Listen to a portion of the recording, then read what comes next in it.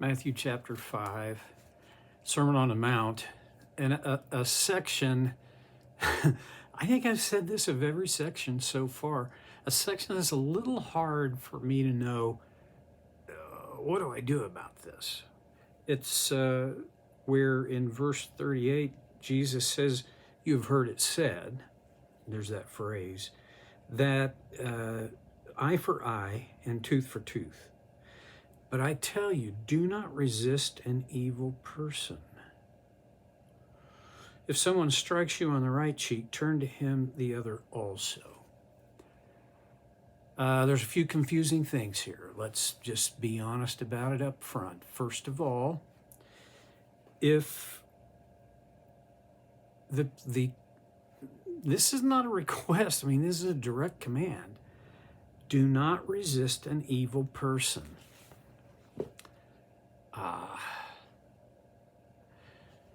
I think there are times. Well, let me just.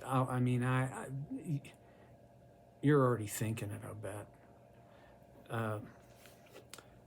If an evil person was not resisted, there'd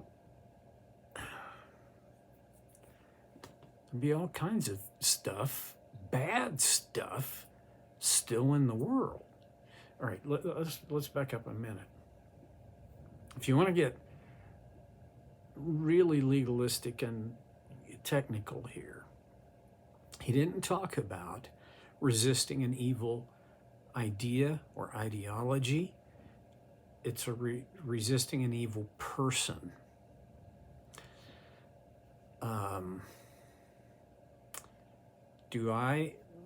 I'm just thinking about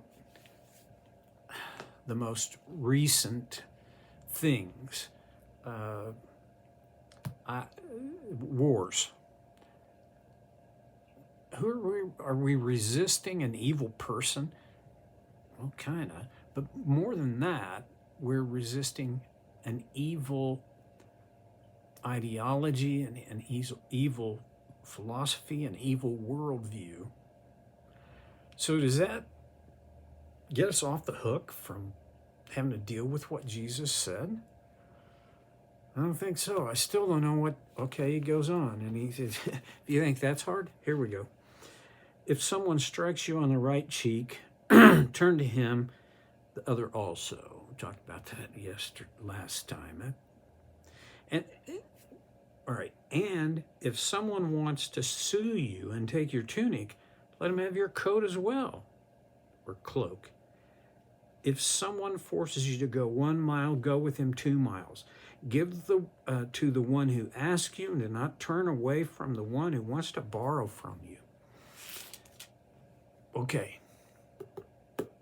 I'm thinking I'm not going to be able to fully reconcile the things that are here with my own experience and with what I can see of the world. But I will say, if you take this as a whole, this passage, what we have is a few verses, and you get a concept out of it. Okay, let's say we start at the bottom. Give to the one who asks you, and do not turn away from the one who wants to borrow from you. What's that about? That's about generosity. And I even think you could incorporate humility into this. Okay, so we got generosity going here. And then if someone forces you to go 1 mile, go with him 2 miles. Now, in the context of Jesus' day, there's really only one group of people or one individual that could force you to go 1 mile with them, and that would be a Roman legionnaire. They could force a civilian to go with them, usually to carry their stuff for 1 mile. And so Jesus says, well, if they force you to go 1 mile, go 2. What's that about? That is, in my mind, one of the things that's surely about is a lifestyle that is very countercultural. It would have been easy. I can put myself in, first century Jews' sandals for a minute. And if somebody forced me to go a mile, first of all, a mile is, that's going to take a while, okay? I don't like to be forced to do anything, but force me to go a mile with you, and then I'll stay with you another mile. This is so countercultural. Go backwards a little farther to verse 40. And if someone wants to sue you and take your tunic, okay, let him have your cloak as well. Now, why would somebody sue me for my tunic? Well, that's kind of an absurd scenario in my sense. Sue me for some real property, I can understand that.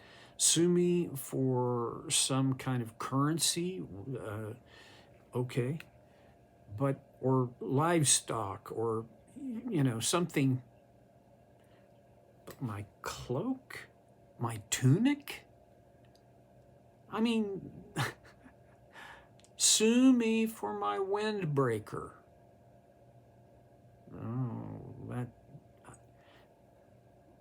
one of the aspects of this that I see is, this is not a reasonable person suing you, right? If they want to take your tunic, this is a spiteful person.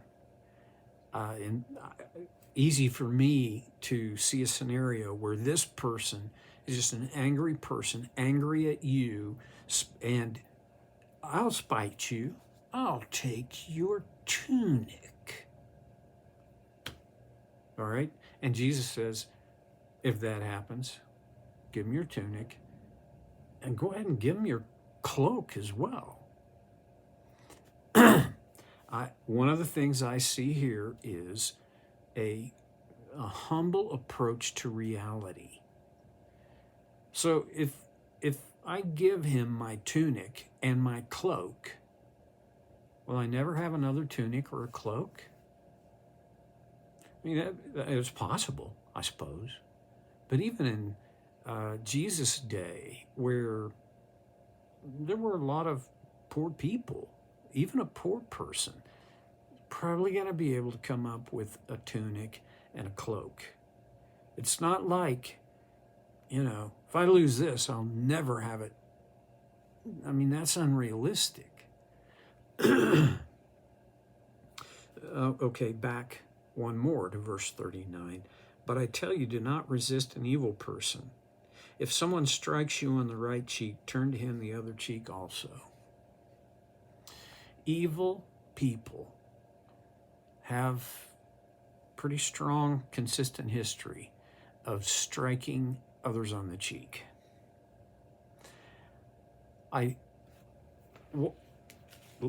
Okay.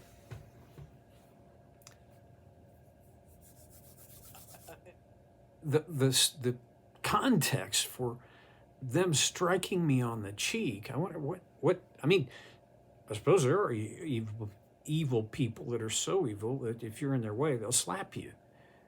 I don't think that's what Jesus is talking about. I think he's talking about the fact that an evil person is going to look for the opportunity to do you harm. That's the nature of evil, okay? Don't resist them. In other words, this is very harsh. Let them do their worst. What? Don't resist them. If they strike you on the right cheek, give them your left cheek also. This is the one that I have real trouble reconciling. I have real trouble figuring out what's the application for me. If William Wilberforce had not stood against the evil of slavery and essentially gave his entire adult life to the effort to abolish it, it's pretty safe to say that somebody else would have had to have stood up to it in order for the slavery to be abolished. Well, I'll just be real honest, trying to be as honest always as I can. I don't know. I think, for me, what it means is, if an evil person is coming after me, and it's my reputation that's at stake, I let them go. I'm not gonna, if they, these days, well, I've never been struck on the cheek by an adversary, by an evil person. Maybe once or twice in my ministry career and life, somebody came after me and they were seeking to do me harm in terms of my reputation. I learned long time ago, more than 50 years ago, when that happens, when I stand up to defend myself, it almost always backfires.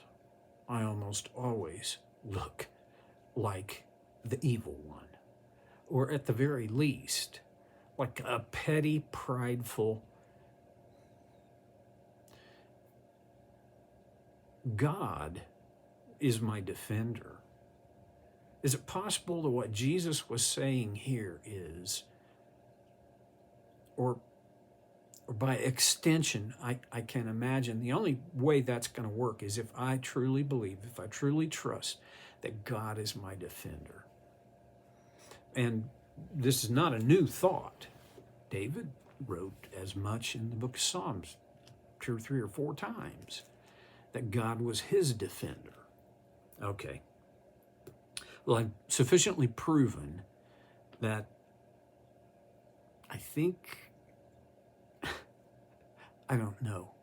I don't know how to make that work. I just know, and I'm not even sure I know this, but the thing I draw from this is God is my defender, and my trust has to be in him for my defense. And when my trust is in him for defense, I can trust that he's my provision as well. He's not just my protector, he's also my provision. Somebody takes my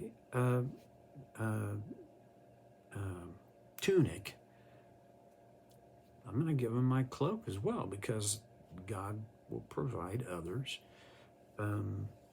If somebody forces me to go a mile, I'll go 2 miles, because my nature is generous. If someone asks me to loan them something, I'll do so, because again, my nature is generous. And the reason my nature is generous is because that's God's nature. I want to be like him. I want to imitate him. Wasn't that Jesus's nature? He goes on, and this is, in some ways for me, this is a little less difficult. In verse 43, you've heard it said, love your neighbor and hate your enemy. Well, actually, I was raised to not think, that's not the verse I got. I got the love your enemy, and he says, love your enemies and pray for those who persecute you. That's I mean, he is turning that thing. Jews in Jesus' day was part of the culture and part of their heritage, part of their sacred writings. Love your enemies. Love your neighbors, but hate your enemies. Well, a lot more to talk about on that. I'll have to come back to it next time on So Care with Stevie Boy.